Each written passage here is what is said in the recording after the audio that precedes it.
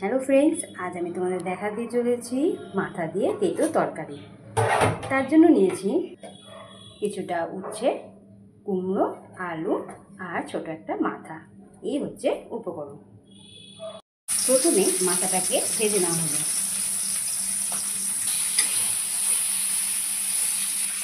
এরপর দেওয়া হলো পাঁচফোড়ন। তারপর কেটে নেওয়া সবজিটা দিয়ে দিতে হবে।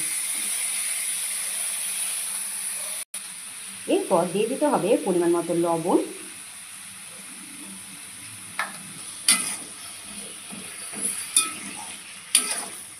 এরপর তরকারিটা কষিয়ে নেওয়ার পর পরিমাণ মতো হলুদ দিলাম।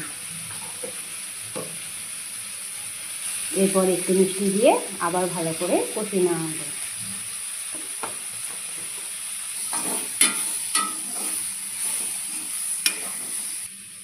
ভালোই কষানো হয়ে গেছে। এরপর দিয়ে দিতে হবে পরিমাণ মতো জল। এরপর খানিকক্ষণ সিদ্ধ করতে দেওয়া হলো। দেখতে পাচ্ছেন আমাদের মাথা দিয়ে তেঁতো তরকারি তৈরি। খুবই সুস্বাদু একটি রেসিপি। দুপুরে গরম ভাত দিয়ে দারুণ লাগবে। যদি এই রেসিপিটা ভালো লেগে থাকে তো অবশ্যই বাড়িতে ট্রাই করে খাবেন। টাটা।